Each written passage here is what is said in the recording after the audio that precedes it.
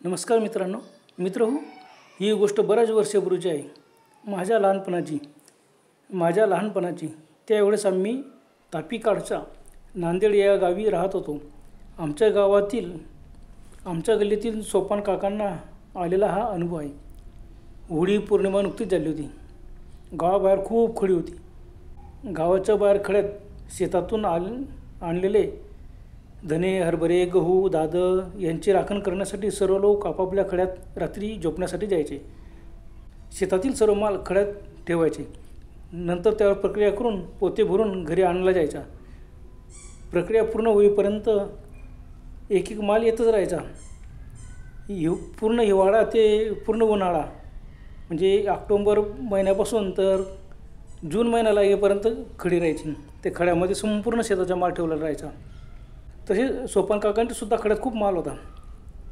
गहू, हरभरे, धणे, दादर, बस शेतामध्ये पूर्ण माल प्रक्रिया करून पोते वगैरे भरले का नंतर डायरेक्ट तो मार्केटला जाऊन विकायचा, अशी पद्धत असते. त्यामुळे प्रत्येक खड्यात खूप माल असतो. तो माल सांभाळण्यासाठी रात्री खड्यात झोपायला जातात. सर्व खड्यांमध्ये प्रत्येक व्यक्ती कोणी ना कोणी आजूबाजूला सर्व खडी होती. सर्व खड्यांमध्ये कोणी ना कोणी रात्री झोपण्यासाठी यायचेच, कारण प्रत्येकाचा माल शेतातला सर्व माल खड्यात असायचा. तसे सोपान काकासुद्धा खड्यात माल सांभाळण्यासाठी नेहमीप्रमाणे झोपण्यासाठी आलेत. आता रात्र झाली होती आणि त्यावेळेला मोबाईल वगैरे काहीच नव्हते. त्या गावात लाईट होते, काही खड्यातसुद्धा लाईट होते. करमणुकीचा साधन म्हणजे एक लहानसा ट्रान्झिस्टर राहायचा, सेलवर चालणारा. बस तो ट्रान्झिस्टरवरती गाणे लावायचे आणि ऐकत बसायचे झोप येईपर्यंत. किंवा आजूबाजूचे खेड्यातले झोपायला आलेले लोक एका खड्यात यायचे, गप्पा वगैरे करायचे रात्री. आता 11-12 वाजले, झोप यायला लागले का एक उठून निघून जायचे. तसंच त्या दिवशी सोपान काकांच्या खड्यात त्यांचे 4-5 मित्र आलेत. गप्पा वगैरे मारल्या. बऱ्याच गप्पा मारल्यानंतर 12 वाजले. त्यांनी घड्याळात पाहिलं, हो बापरे 12 वाजले, चला आता झोपू थोडंसं. बस जो तो आपापल्या खड्यात निघून गेले. सोपान काका एकटे होते. ते खड्यात रात्री शांतपणे झोपलेत. बाज टाकलेली होती. बाजेवरती अंथरूण होतं, चादर वगैरे पांघरली, कारण सकाळी अजूनही थंडी वाजायची, म्हणून त्यांनी चादर वगैरे पांघरून ते झोपलेत. आणि झोपताना मात्र सोपान काका एक मोठी काठी आपल्या बाजेवर ठेवायची व 3 सेलची बॅटरी पण होती. आता बराच वेळ गप्पा मारल्यामुळे आणि शेतात बरेचसे कामं आटोपले होते. बऱ्याच वेळ गप्पा मारल्यामुळे सोपान काकांना एकदम शांत झोप लागली. डाराडूर मस्त ते घोरात पडले होते. 1 तास झाला असेल.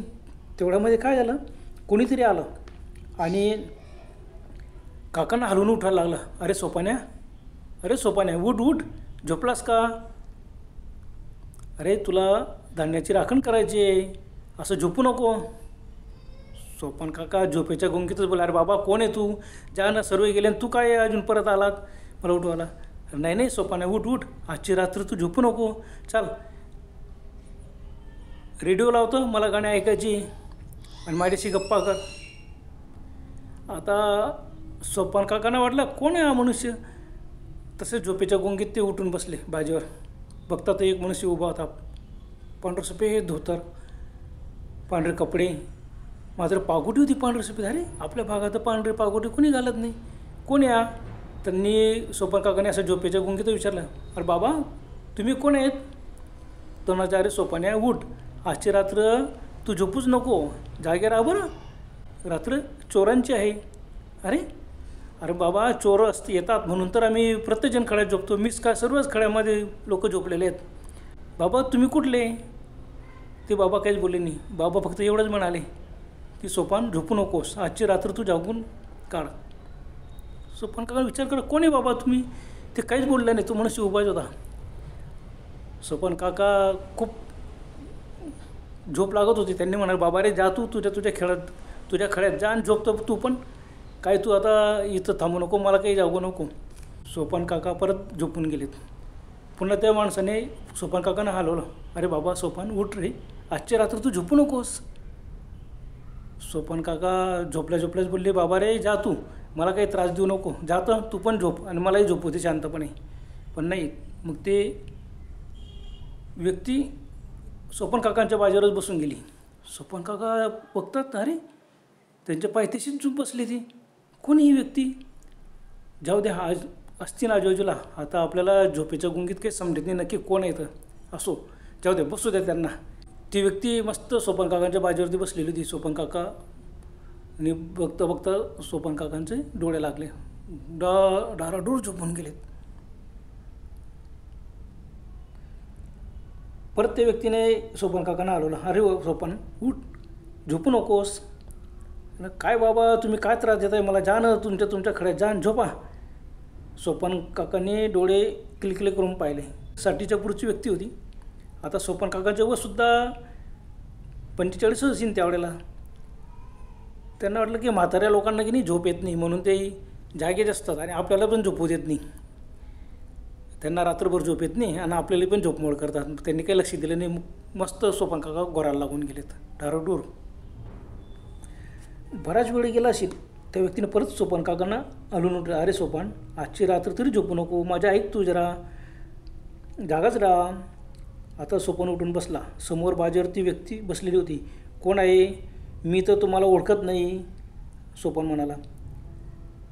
सोपन काका म्हणाले. त्या व्यक्तीने एवढे सांगितले, अरे सोपन, तुला काय करायचे? मी कोण आहे? मी तुला जागे करण्यासाठी आलो आहे. आजची रात्र झोपूच नको. आजची रात्र जागे राहा, झोपू नको. अरे बाबा, रात्र चोरांची आहे. सोपन काका म्हणाले, मला माहीत आहे. मग सोपन काका त्या व्यक्तीकडे पाहतच राहिले. कोण आहे? चंद्रप्रकाश फार कमी होता आणि त्या व्यक्तीचे चेहरा नीट दिसत नव्हते. पांढरा सफेद कपडे, पांढरा शर्ट, पांढरं धोतर, डोक्यावरती पगडी पांढरी. कोण असेल ही व्यक्ती? आपल्या भागात असं नवीनच दिसतो. त्या व्यक्तीचा चेहरा नीट दिसतच नव्हता. मग सोपन काकांना वाटले आपल्याजवळ बॅटरी आहे, बॅटरीच्या उजेड त्यांच्या चेहऱ्यावर टाकू. नाही, पण तसं बरोबर नाही, पण ते तसं बरोबर दिसणार नाही, जाऊ द्या. ती व्यक्ती म्हणाले, अरे तू फक्त झोपण्याचे नाटक कर, पडून राहा, निश्चित, मात्र झोपू नको. आणि बघ काय होते ते. बापरे, सोपन काकांना तसेच विचार करू लागले. सोपन काका विचार करू लागले, अरे हा असं कसं का सांगतोय बाबा. तेवढ्यात एक ट्रॅक्टर आलं. ट्रॅक्टरचा आवाज येत होता आणि सोपन काकांच्या बरोबर फाटकासमोर ते थांबलं. खड्याच्या फाटकासमोर ते थांबलं. अरे कोण आलं असेल? सोपन काका उठण्याचे प्रयत्न करू लागलं. त्या व्यक्तीने लगेच सोपन काकांना सोपन काकांना सांगितलं, अरे सोपन, उठू नकोस, ते चोर आहेत, तू फक्त झोपण्याचे नाटक कर. अरे असं कसं सांगतात? आणि सांगितलं, तू चूप राहा, बस, झोपण्याचे नाटक कर आणि जोरजोरात घोरत राहा. सोपन काकाने मग तसंच केलं. सोपन काका विचार करू लागले, ही व्यक्ती कोण आहे ना आपल्याला असं का सांगते. तेवढ्यात ते ट्रॅक्टरवरून 5-7 लोक उतरले. किलकिल्या डोळ्यांनी सोपन काका बघत होते. त्यांनी सोपन काकांच्या खड्याचं फाटक बरोबर हळूवार उघडलं, आवाज न करता. मध्ये आलेत. सोपन काकांच्या बाजेभोवती उभे राहिलेत. त्यांनी किलकिल्या डोळे करून त्यांच्याकडे पाहिलं. 5-6 व्यक्ती होती. तोंडाला कापड बांधलेलं होतं, म्हणजे चेहरा वगैरे दिसतच नव्हता. बापरे, कोण असतील? त्यांनी त्याच्या बाजूभोवती उभे राहिले आणि म्हणाले, झोपलेला वाटतो, उठून बघ बरं का. 2 लोकांनी सोपन काकांना जोरजोरात हलवण्याचा प्रयत्न केला. जोरजोरात हलवले, पण सोपन काका घोरतच होते. घोरण्याचे नाटक केलं त्यांनी. सोपन काका विचार करू लागता, आपल्याला ते हलवून बघताय आणि बाजूला बसलेली व्यक्ती त्यांना कसं दिसत नाही. सोपन काकाने परत डोळे किलकिले करून बघितले.